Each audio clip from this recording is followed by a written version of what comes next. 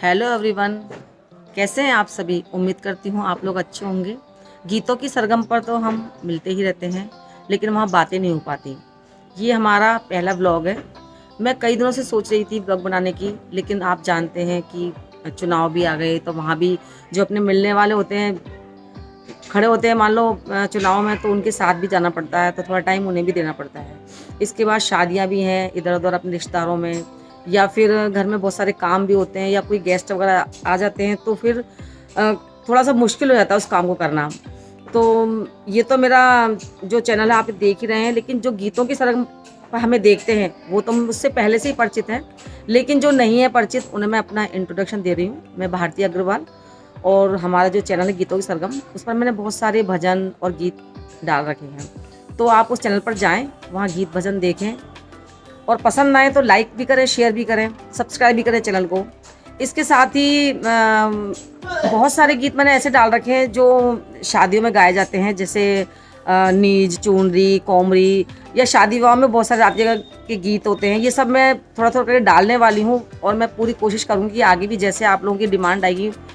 कई बार क्या होता है कि हम लोग जब हमारे पास कमेंट आते हैं, तो थोड़ा कुछ ना कुछ डिस्टर्बेंस ऐसा होता है कि हम उनको नहीं डाल पाते। तो आई होप कि मैं बहुत जल्दी डाल दूँगी। और वहाँ मुझे आप लोगों का इतना प्यार और इतना सहयोग मिला है कि वहाँ हमारे जो सब्सक्राइबर हैं वो कुछ ही दिनों में 1 लाख होने वाले हैं। तो इस चैनल को भी आप लोग थोड़ा सपोर्ट करें। तो यहाँ मैं आपसे बातें करूँगी और अपने बारे में जो भी है शेयर करूँगी। तो कल मैं मेरे मम्मी ससुर के यहाँ शादी में गई थी। वहाँ उनके यहाँ परोजन, भात, और बहू ने कुआं पूजन की भी किया था। तो कुआं पूजन का भी काम था। इसके बाद जो सारे फंक्शन थे पूरे एक ही दिन के थे, इसलिए मैं पूरे दिन वहाँ बिजी रही। और बहुत से परिवार अग्रवालों में ऐसे होते हैं, मतलब परोजन तो सभी के यहाँ होता है अक्सर, लेकिन कुछ परिवार ऐसे हैं जिनमें मुंडन संस्कार परोजन के वाले दिन ही होता है, तो वो थोड़ा ज़्यादा ज़रूरी हो जाता है जल्दी करना। कि बहुत से परिवार ऐसे हैं जो अपने बच्चों की शादी में ही परोजन करते हैं। तो उनकी क्लिप मैं आपको दिखाऊंगी कि वहाँ किस तरह से। देखो हमारे यहाँ ना जब परोजन होता है अग्रवालों में, बहुत परिवार ऐसे होते हैं जिनका बिल्सनी नहीं बढ़ती। बहुत से परिवार जानते ही नहीं है अलग अलग जगह में कि अग्रवालों में इस तरह बिल्सनी बढ़ती है। तो वो दिखाऊंगी आपको, कितना मतलब आपको लगेगा कि किस तरह से मतलब छीना झपटी सी होती है। ऐसा लगता है जैसे एक शोर मच जाता है, बहुत आनंद आता है उसमें जब बढ़ती है। वो तो कहते हैं नहीं तुम्हें वो सामान मिला या नहीं मिला, तो वो सीन आपको देखने में बहुत अच्छा लगेगा। नहीं हमारे पास ये सामान नहीं आया है, तो सब अपना सामान इस तरह से मांगते हैं। तो वो फीलिंग आप जब देखोगे ना इस तरह से, तो आपको बहुत मज़ा आएगा। तो आज क्या वहाँ शादी है, लेकिन हम लोग शादी में नहीं गए, क्योंकि क्या है आपको पता है कि लिमिटेशंस कितनी कर दी गई है, 50 ज़्यादा से ज़्यादा। फिर भी थोड़े बहुत बढ़ जाते हैं, तो उनमें हमारा नंबर नहीं था, क्योंकि हमारे मामी सर की यहाँ शादी थी, इसलिए हम लोग शादी में तो नहीं गए। लेकिन हमने पूरा एंजॉय जो था वो कल कर लिया। वहाँ खाना वगैरह सब कल ही कर दिया था।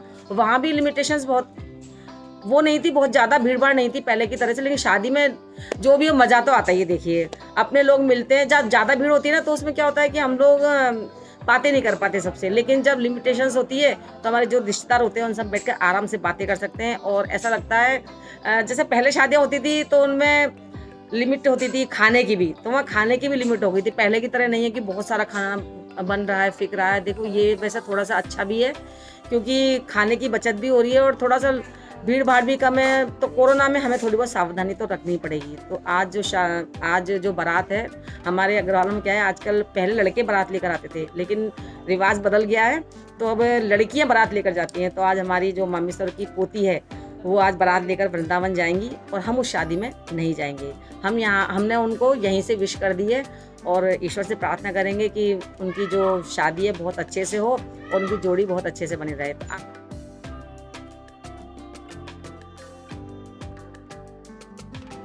देखिए ना, अब हम पहुंच गए कुआं पूजन के प्रोग्राम में।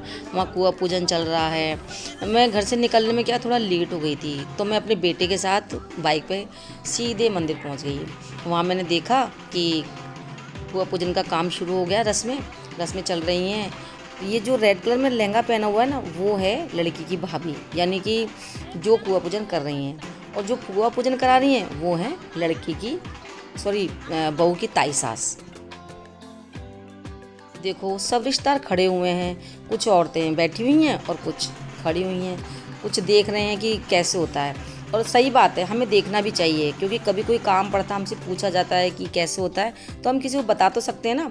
तो देखो किस तरह से किया जा रहा है पुआ पूजन की रस्में। ये देखो पहले हल्दी का लीपना लीपते हैं, उसके बाद ऊपर से सातिया लगा दिया, फिर देखो बहू किस तरह से सातिया लगा रही है।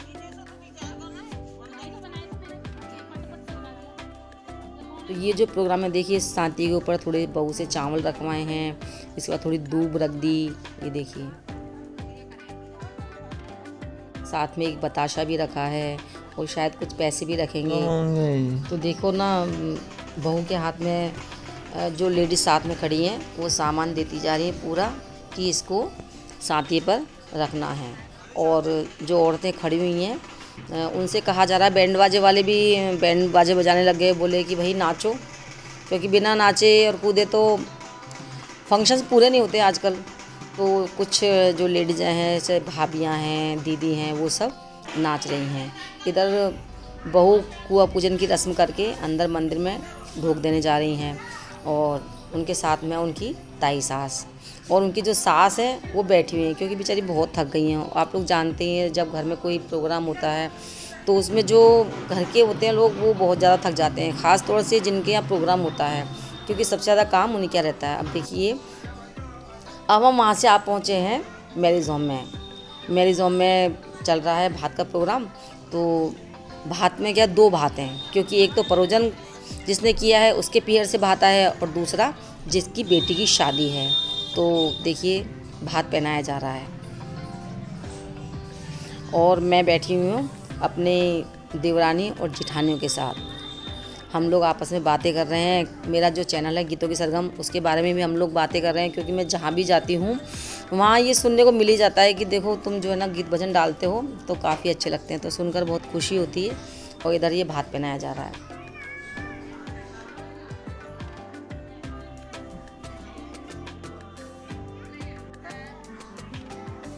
ये देखिए, मैं बैठी हुई, मेरी देवरानी हैं जो मेरे साथ बैठी हैं, ये जेठानी हैं, देवरानियाँ हैं। तो हम लोग वैसे तो मिल नहीं पाते, लेकिन जब कभी कोई फंक्शंस होता है तभी हम मिल पाते हैं। अब देखिए वो प्रोग्राम शुरू हो गया जिसे देखकर आपको बहुत अच्छा लगेगा। देखिए यहाँ बंटने लगी बिल्सनी। बिल्सनी क्या होती है, इसमें बर्तन बांटे जाते हैं, कुछ भी बांटो, जो भी वहाँ लेडीज़ें होती हैं, रिश्तेदार होते हैं, वो सब बांटती हैं। तो देखिए इनके पहले, सबसे पहले मेवा बांटी जाती है, गीत गाए जाते हैं, और फिर उसके बाद बर्तन बांटे जाते हैं। तो इसमें सबसे पहले जब बांटते हैं तो 5 या 7 पतले रखी जाती हैं, तो देवताओं की सबसे पहले वहाँ रखी जाती है जो भी चीज़ बांटते हैं। उसके बाद ये देखिए इस तरह सब ने बांटा है अलग अलग। देखिए कितना सारा सामान है। अगर आपने नहीं देखा हो कभी तो ये बिल्सनी होती है, इसे बिल्सनी बोलते हैं। ये बैठी हुई है जिसने परोजन किया है। अभी सभी देखो अपनी अपनी जो बिल्सनी है उनको संभाल रहे हैं।